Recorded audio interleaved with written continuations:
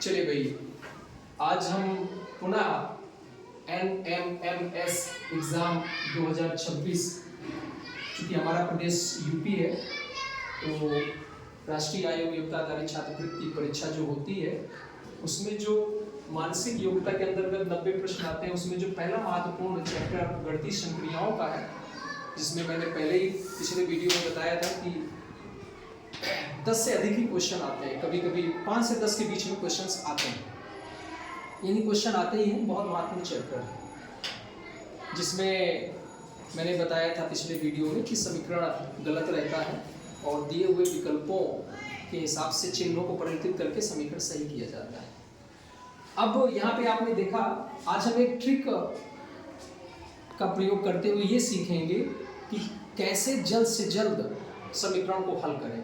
और ट्रिक क्या है जरा यहाँ पे देखिएगा। इन प्रश्नों को हल करने के लिए भाग के विकल्पों को सबसे पहले देखेंगे, अर्थात भाग वाले विकल्पों में जो कट जाता हो उस विकल्प की सहायता से समीकरण को सबसे पहले हल करेंगे। समीकरण सही न होने पे दूसरे विकल्पों के आधार पर समीकरण को हल करने की कोशिश करेंगे। जैसे एक उदाहरण से देखिए, ये 32वां प्रश्न है 2024 राष्ट्रीय आयोग योग्यता आधारित परीक्षा जो यूपी में हुई थी उसका प्रश्न है ये। 15/9 × 3 ऋण 74 धन 2 बराबर 5। 4 विकल्प दिए, ये समीकरण गलत है। इन चिन्हों में से अगर परिवर्तन कर दिया जाए तो समीकरण सही हो जाएगा। अब हमें खोजना है कि कौन सा चिन्ह सही उत्तर होगा, जिसके हिसाब से हम इस समीकरण को सही करें। यहाँ धन ऋण है पहला विकल्प, दूसरा भाग गुणा, तीसरा धन भाग, चौथा ऋण और भाग। तो ये ट्रिक के हिसाब से हम सबसे पहले भाग को देखेंगे। भाग कहाँ कहाँ है? यहाँ भाग नहीं है, यहाँ भी भाग है, यहाँ भाग है, यहाँ भाग है। तो इन तीनों के हिसाब से हम इसको ट्रिक का प्रयोग करते हुए सबसे पहले इसको आजमाएंगे। ये भाग और गुणा है, यानी जहां गुणा है वहां भाग कर दीजिएगा, जहां गुणा है वहां भाग, यानी 9 × 3 है तो 9/3। 9/3 किया तो 9 × 1/3, यानी ये कट जा रहा है, 3 आया, यानी इससे तो कट जा रहा है ये। अगला देखेंगे, यहाँ भी भाग है, ये धन की जगह भाग है। धन कहाँ पे है? ये यहाँ भाग कर देंगे, यानी 74 धन 2 की जगह 74/2 कर देंगे। 74/2 किया तो ये भी कट जा रहा है, 37 आ रहा है, यानी इससे भी उत्तर आने की संभावना है। अगला देखेंगे, ऋण की जगह भाग है।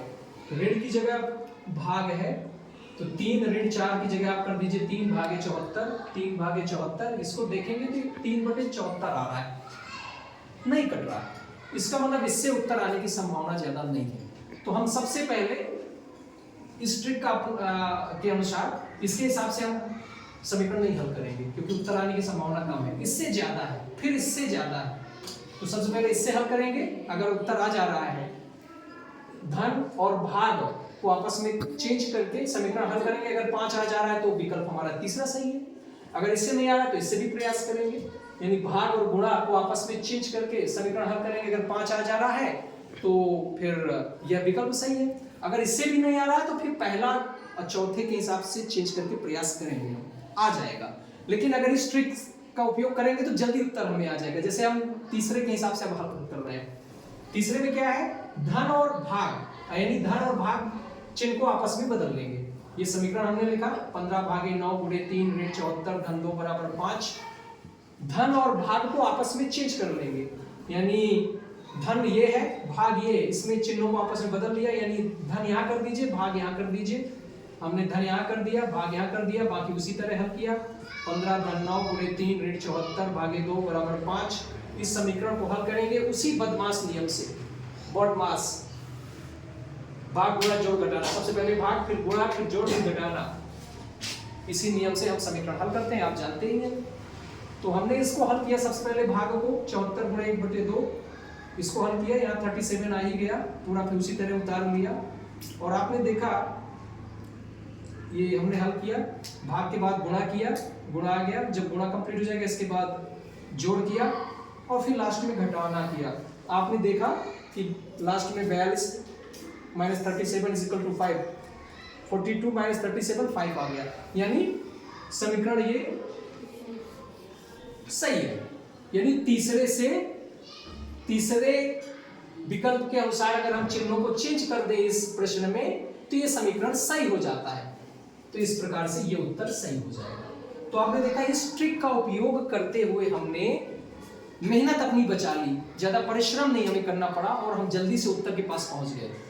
तो इस ट्रिक का उपयोग करके गणितीय संक्रियाओं के प्रश्नों को हम आसानी से हल कर सकते हैं। पहले वीडियो में मैंने पूरी व्यापक रूप में बताया था कैसे हल करेंगे, और इस ट्रिक की सहायता से हम कम समय पे अधिक से अधिक प्रश्नों को हल करके हम ज़्यादा से ज़्यादा अंक प्राप्त कर सकते हैं। धन्यवाद।